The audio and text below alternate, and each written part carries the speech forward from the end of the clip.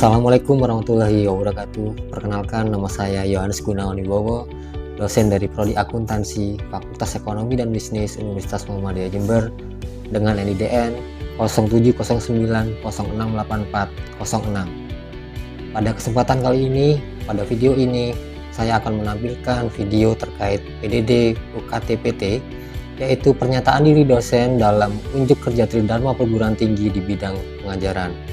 Pada video kali ini, saya akan menampilkan video mata kuliah kewirausahaan, di mana mata kuliah kewirausahaan ini dengan kode MJU 08 dengan bobot 2 SKS, dan mata kuliah ini merupakan mata kuliah wajib universitas yang wajib ditempuh oleh semua prodi di lingkungan Universitas Muhammadiyah Jember dan bagi mahasiswa semester 4. Deskripsi singkat dari mata kuliah kewirausahaan ini yaitu mata kuliah ini memberikan pengetahuan mengenai definisi kewirausahaan, karakter pengusaha sampai cara mendirikan usaha dengan beberapa materi yang akan disampaikan, yaitu yang pertama adalah konsep dasar kewirausahaan muslim dan tujuan mulia atau noble purpose. Yang berikutnya adalah konsep menggali ide berdasarkan design thinking. Lalu yang berikutnya adalah penciptaan prototipe produk, penciptaan unique selling point, dan produk yang memiliki problem solution fit. Berikutnya materinya adalah format proposal usaha, bisnis model kanvas, dan penciptaan video pitch deck bisnis. Dan berikutnya adalah materi uji coba prototipe produk melalui validasi produk, validasi pasar, dan validasi bisnis model. Pada video kali ini saya akan menampilkan mata kuliah kewirausahaan di pertemuan ke-12 dengan topik menyusun bisnis model kanvas, di mana materi ini menggunakan metode presentasi dan tanya jawab. Dan di akhir sesi kami memberikan penilaian dan tugas, yaitu menyusun bisnis model kanvas dari usaha yang telah disusun sebelumnya. Berikut video yang kami tampilkan. Assalamualaikum warahmatullahi wabarakatuh. Selamat pagi. Pagi. Masih semangat? Semangat. Oh, ini semangat mau liburan atau semangat gimana? Oke. Sebelum kita mulai, Mas Nasir, silakan dipimpin berdoa. Belum memulai pembelajaran pada siang hari ini, mari kita berdoa. Mari pelajaran berdoa dimulai.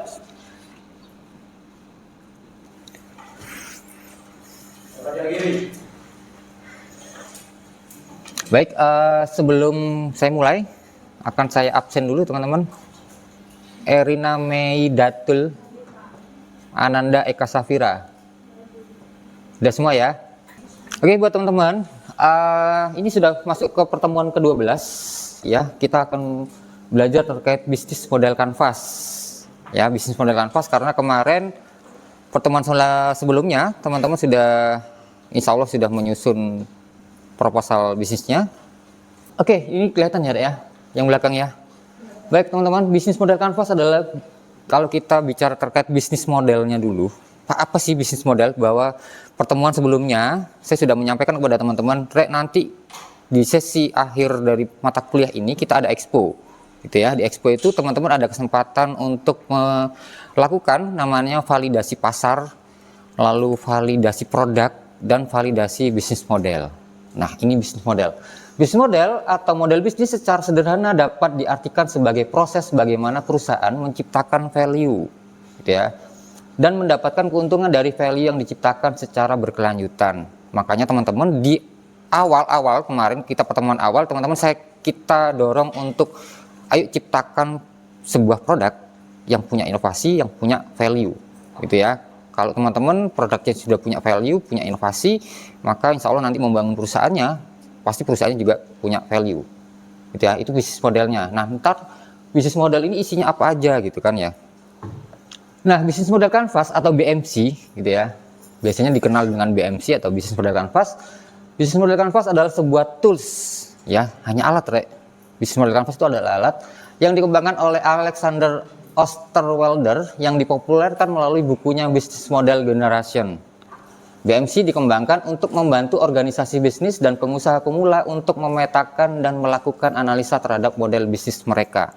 Nah, ini teman-teman, karena mungkin sebagian besar masih bisnis pemula, ini sangat mudah untuk digunakan buat teman-teman untuk mengetahui nanti bisnis modelnya seperti apa. Ya, ini adalah tools gitu. Jadi untuk nanti merangkum kira-kira saya itu masih lemahnya di mana ya gitu ya. Nanti sudah kuat di mana gitu. Nah, kalau teman-teman sudah punya bisnis model yang sudah divalidasi, itu kalau untuk pengembangan bisnis itu sangat bagus. Ini ada contoh kemarin satu angkatan kalian dia buka bakso aci acu kalau nggak salah ya. Iya ya, di Jalan Jawa ya. Sudah ada yang nyoba? Tahu aja. Oke, kemarin beliau datang ke inkubator, saya tanya, "Masnya kok berani buka ruko?" katanya. Rukonya lumayan mahal. Kok berani tiba-tiba buka ruko, habis gitu itu mahal dan berani buka di Jember. Tiba-tiba langsung besar gitu. Ternyata ada cabangnya. Jadi orang tuanya itu buka cabang di daerah Genteng Banyuwangi. Ada beberapa gitu ya. Nah, di sana karena ini sudah berlangsung agak lama di Banyuwangi, maka bisnis modelnya sudah jadi. Makanya pada saat ini bisnis modelnya sudah jadi diterapkan di Jember, dia tidak mengalami banyak kesulitan. Gitu loh. Makanya teman-teman kalau nanti bisnis model kalian sudah diuji berkali-kali bahwa oke Pak, saya sudah punya bisnis model yang sudah fix dan ya sudah bagus gitu ya, sudah divalidasi, maka teman-teman akan mudah pada saat untuk mengembangkan bisnis kalian. Ya, buktinya seusia kalian sekarang sudah punya usaha katanya full habis terus. Ya, sudah diterapkan di Jalan Jawa, itu dari Banyuwangi karena bisnis modelnya sudah jadi. Gitu ya. Jadi pada saat bisnis model teman-teman sudah jadi, teman-teman akan punya standar khusus bagaimana nanti key activitiesnya gitu ya. Contohnya key activities, Pak gimana ya Pak kalau caranya melayani, Pak kira-kira saya butuh berapa karyawan ya, kan gitu ya. Pak nanti kira-kira kalau saya jualan, revenue pendapatan saya dapatnya dari mana aja, itu semua sudah teruji gitu. Nah kalau sudah teruji itu enak kalau teman-teman mau mengembangkan sebuah bisnis. Jadi gambarnya itu bahwa ini adalah sebagai tools untuk teman-teman untuk mempermudah bisnis kalian. Oke, nah saya lanjutin dulu. Nah ini adalah isinya dari bisnis model Canvas, Rek. Kelihatan nggak ya? Di sini ada value proposition, ada customer segment, ada channels, ada customer relationship, ada revenue stream, ada key activities, ada key resource, ada key partner, ada cost structure. Ada 9 ya, 1, 2, 3, 4, 5, 6, 7, 8, 9. Ya, 9 ini berkaitan dengan internal perusahaan yang akan teman-teman bangun. Ya, kalau ini nanti sudah dimasukkan, proposal bisnis kalian dimasukkan ke sini, nanti akan kelihatan, Pak saya masih lemah di mana. Gitu ya. Nah, dari sini kita akan bahas dulu terkait value proposition. Karena menurut saya, bisnis model Canvas itu yang paling penting adalah menetapkan value propositionnya apa, ini harus match dengan customer segmennya. Ini banyak kejadian bahwa value propositionnya sudah bagus Pak, produknya sudah bagus, tapi kok nggak laku ya, kok nggak diterima, karena memang customer segmennya kurang tepat. Bukan berarti produk kalian kurang bagus. Gitu ya. Ini banyak kejadian di bahkan perusahaan besar untuk menetapkan match-nya antara value proposition dan customer segmennya itu masih kadang ada kesalahan. Gitu. Nah ini sudah kita terapkan kemarin di kakak kelas kalian, kita menciptakan jamu yang dikemas sedemikian rupa sehingga jamu ini kelihatan kekinian gitu ya. Kita waktu itu menyasar customer segmennya di sini adalah mahasiswa. Tapi setelah dicoba di mahasiswa, banyak mahasiswa yang tidak suka jamu, Rek. Kena pahit sedikit aja sudah apa ini gitu ya, kena jahe sedikit pedes gitu, ternyata salah gitu ya. Kalau ini masih perencanaan tidak apa-apa salah, Rek. Makanya kita harus validasi kan gitu ya. Oh iya, ternyata setelah kita terjun ke pasar, waktu itu kita pernah bawa ke Universitas Undiksa Ganesha, waktu itu ada KMI, kita jual ke Bali, bahkan kita jual ke Bali waktu itu, Rek. Kita tes di sana, ternyata sama, kebanyakan mahasiswa tidak suka jamu. Jadi pada saat kita tahu bahwa kita sudah validasi pasar ya di sini, ternyata tidak tepat apa yang kita rencanakan, nggak apa kita ganti. Ternyata yang suka jamu itu masih yang usia 30 tahun ke atas gitu ya. Kalau teman-teman sudah, Pak saya sudah punya segmen pasarnya apa, value propositionnya apa, nanti harus dites ya, dites validasi produk dan validasi pasar.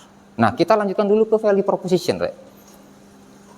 Jadi ingat ya, ini yang paling penting adalah bagaimana teman-teman value proposition ini bisa menemukan customer segment yang tepat. Atau boleh dibalik. Pak, kemarin saya membuat sebuah inovasi produk karena kita mengamati segmen pasar yang seperti apa, punya kebutuhan apa, punya permasalahan apa, sehingga teman-teman menciptakan sebuah produk ini. Jadi boleh ini bolak-balik. Ya, dari sini boleh, dari sini boleh. Tapi ini yang paling penting. Itu nanti sisanya adalah menyesuaikan. Oke, ini value proposition. Value proposition adalah solusi apa yang Anda tawarkan ke konsumen Anda. Lalu, apa yang menarik dari solusi Anda? Apa yang membuat konsumen mau memilih, membeli, dan menggunakan value Anda? Gitu ya. Nah, di sini ada ketika pemetaan customer segment sudah jelas, maka selanjutnya kita bisa memilih mana masalah atau kebutuhan dari pelanggan itu dan ingin kita penuhi. Lalu di value proposition juga harus mempertimbangkan apa keunikan, keunggulan solusi yang kita tawarkan dibandingkan solusi dari produk yang lainnya. Nah, di sini ada contohnya. Wah, ini keren ini. To buy. Ini produk apa, Mbak? Pembasmi kutu beras. Membersih? Pembasmi kutu beras. Pembasmi kutu beras. Kira-kira ini customer segmennya siapa? Pemilik warung yang Oke, pemilik warung ya. Sekarang warung Madura tuh banyak gitu ya. Nah, ini mungkin adalah ada sebuah permasalahan masyarakat yang membuka warung atau warung Madura gitu ya, katakanlah ternyata berasnya kalau disimpan dalam waktu mungkin jangka waktu lama dia keluar kutu. Itu kan masalah ya. Kita siapkan solusinya. Maka keluarlah produk To Buy, pembasmi kutu beras gitu ya. Oke, ini keren ini. Nah, selanjutnya kita masuk ke customer segment. Customer segment adalah siapa konsumen Anda nantinya ya. Lalu seperti apa deskripsi orang yang ingin masalahnya Anda pecahkan. Lalu bagaimana karakteristik mereka dan apa yang mereka pikirkan, rasakan, dan mereka lakukan. Ya, jadi teman-teman harus match, benar-benar harus match antara value proposition dan customer segmentnya. Nah, ini penegasannya. Jadi jika segmen Anda ada banyak, saya menyarankan untuk membuat prioritas dalam melayani konsumen. Coba tanyakan, seandainya saya hanya bisa melayani satu konsumen saja, siapakah yang ingin saya layani, gitu ya? Karena ini masih bisnis pemula. Di sini banyak sekali segmen-segmen. Kita target aja, pilih satu konsumen, siapa yang kita fokus untuk layani. Contohnya, kalau ini adalah To Buy, Pak, di sini ada. Ini kira-kira kalau kita cluster menjadi beberapa segmen, seandainya bisa keluar apa saja Rek, di sini, Rek. Oh, di sini Pak ada ibu-ibu rumah tangga, gitu ya. Lalu ada, oke, mahasiswa sedang kos, siapa lagi? Atau toko swalayan. Oh, atau Bulog, Rek. Ya, Bulog itu menyimpan banyak beras. Ya, barangkali berasnya yang ditumpuk lama itu mungkin ini bisa mengatasi nanti suatu saat gitu ya. Oh Pak, ada warung-warung Madura, banyak segmen gitu ya, banyak segmen yang bisa kalian layani, tapi pilih aja satu dan itu fokuskan untuk kalian layani gitu ya. Jangan semua dilayani karena masih pemula, jadi tetapkan aja satu dulu ya, divalidasi. Oh iya Pak, ini sudah tepat Pak berarti, tapi kalau belum tepat ya sudah, kita coba cari, kembangkan lagi segmen pasarnya, kira-kira cocoknya untuk siapa gitu ya. Oke, sekarang kita pindah ke channel. Ini poin ketiga. Sudah 3 ya. Pertama value proposition, yang kedua customer segment. Nah, sekarang channel. Channel adalah bagaimana cara agar value atau solusi masalah Anda bisa sampai ke tangan konsumen. Yang paling digaris bawahi, To Buy ini menurut teman-teman di kelompok ini produknya bagus nggak? Bagus. Tapi sebagus apapun produk kalian, kalau tidak dikomunikasikan, siapa yang tahu? Kan gitu ya. Berarti komunikasinya lewat mana? Nah, ini di channel nih. Jadi sebagus apapun produk yang teman-teman sudah ciptakan, kalau tidak dikomunikasikan, nggak akan ada yang tahu. Nah, dikomunikasikan melalui apa? Nah, ini di channel, Rek. channel dalam BMC adalah entitas yang digunakan oleh organisasi bisnis untuk membuat value proposition yang sudah dibuat itu sampai ke konsumen.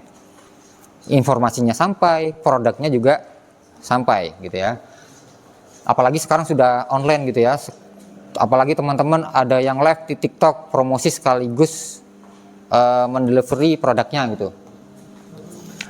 Anda dapat menggunakan framework AIDA. Jadi kalau teman-teman nanti merancang sebuah promosi gitu ya, teman-teman bisa menggunakan framework AIDA, yaitu attention, interest, desire, dan action. Jadi bagaimana produk ini nanti kalau, nah di video pitch deck, apakah teman-teman kemarin sudah ada unsur AIDA-nya nggak? Contohnya, Pak, kalau saya lihat videonya teman-teman itu saya skip, Pak. Itu berarti tidak menimbulkan attention, perhatian, gitu ya. Mondar mandir, kadang mungkin di handphone kalian ada mondar mandirin produk apa sih menarik perhatian gitu ya. Harus ada attention, interest, desire, dan akhirnya action. Ya, bagaimana?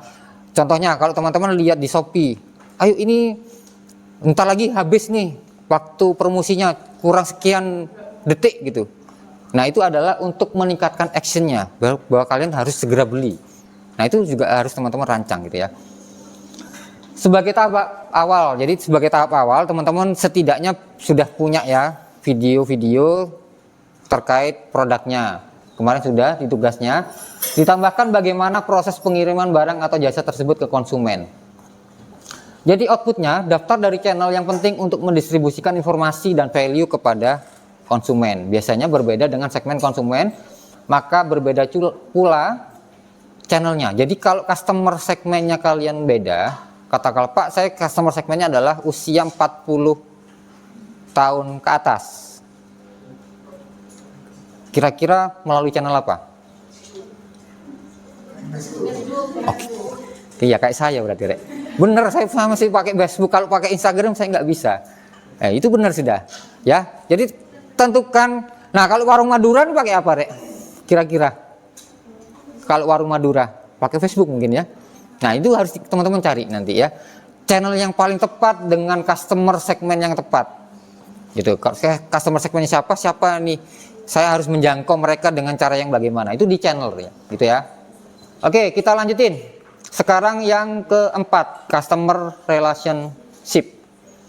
Nah, di sini, wah ini kecil saya bacakan. Di customer relationship, outputnya adalah menjelaskan tentang bagaimana caranya organisasi menjalin hubungan dengan konsumen yang sudah membeli. Value yang ditawarkan agar tercipta loyalitas atau transaksi kembali. Pernah nggak teman-teman dihubungi setelah beli, dihubungi sama pemilik produk? Atau pernah nggak dihubungi selamat ulang tahun gitu ya? Biasanya dealer-dealer, ya kok tahu ya? Kok kalau saya padahal sekitar saya nggak ada yang ngucapin, dealernya ngucapin gitu ya. Itu caranya untuk membangun customer relationship gitu ya.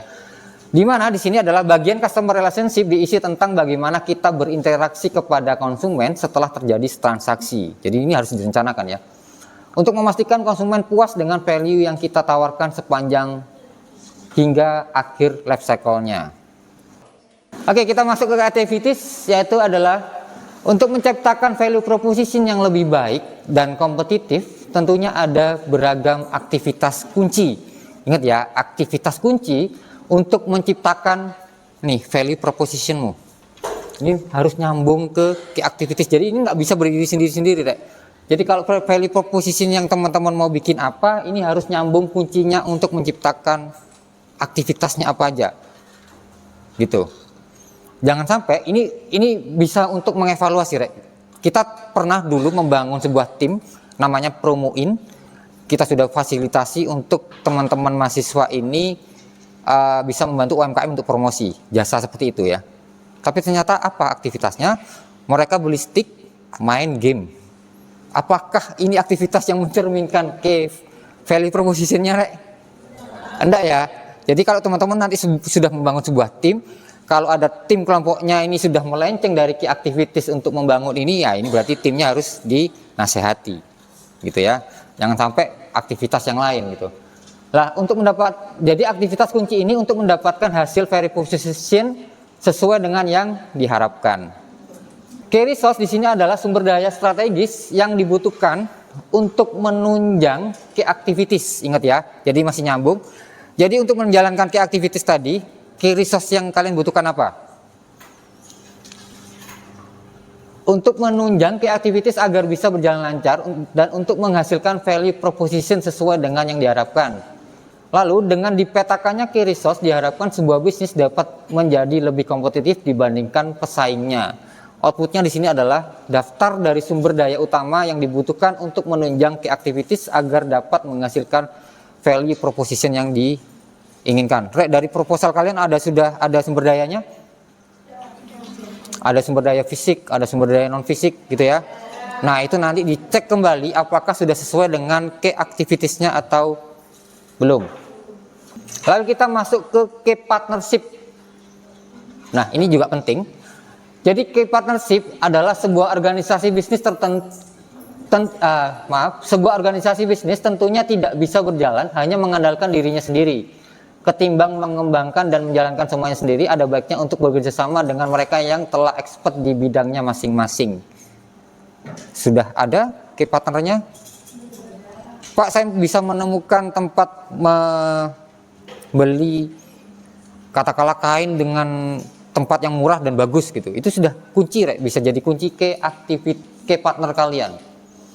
Nah, di sini outputnya adalah daftar rekanan kunci di luar organisasi yang dapat mendongkrak performa key activities sehingga dapat menghasilkan value proposition dengan kompetitif lagi.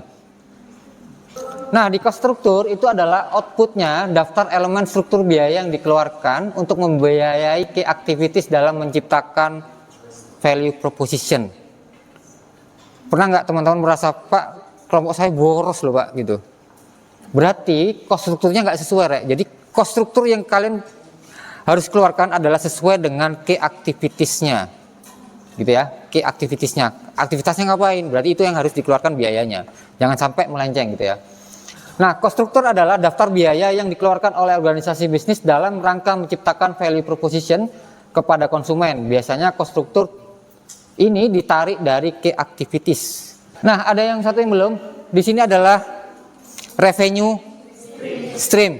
Revenue stream itu adalah sumber pendapatan yang teman-teman nanti bersumber dari mana. Kalau di sini adalah contohnya, revenue stream itu berasal dari produk paket buku plus game, dan yang kedua adalah dari pelatihan-pelatihan atau in-house training. Dua. Nah, produk kalian silakan digali kira-kira revenue streamnya, sumber pendapatnya didapatkan dari mana. Gitu ya, Rek ya. Oke, Rek, itu adalah 9 elemen dari bisnis model Canvas. Ada apa aja? Yang pertama, value proposition. Yang kedua, customer segment. Channel, oke. Customer relationship. Apa? Oke, key activities. Terus, key resource. Key partnership, oke. Cost structure. Sip. Mungkin ada pertanyaan? Oke, silakan Mbak Rizka. Assalamualaikum warahmatullahi wabarakatuh. Waalaikumsalam warahmatullahi wabarakatuh. Izin bertanya Pak. Kelompok saya kan budidaya alpukat markus ya. Bagaimana cara untuk mengembangkan revenue stream? Oke, alpukat markus kemarin sudah dibawa. Value proposition-nya kemarin sempat bawa produknya nggak ya? Saya biasanya beli di kelompoknya alpukat markus, dia punya budidaya alpukat markus gede banget, Rek. Ini kayak pepaya sampean. Saya lupa ini alpukat atau pepaya gitu ya. Nah, kira-kira revenue streamnya dapat dari mana aja kalau alpukat markus? Mungkin teman-teman bisa membantu. Selain dijual buahnya. Oke, bibitnya. Jangan sampai pohonnya ya. Pohonnya gede dicabut gitu. Waduh, berat ini.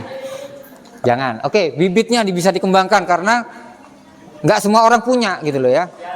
Saya punya pohon alpukat, satu banyak ulatnya, dua kadang berbunga, kadang berbuah. Kalau berbuah pun kecil gitu. Nah ini alpukat markus, insya Allah kalau bisa mengembangkan bibitnya itu pasti bahkan banyak dicari orang gitu ya. Nah sekarang teman-teman silakan diskusikan di kelompoknya sebelum kita akhiri ya.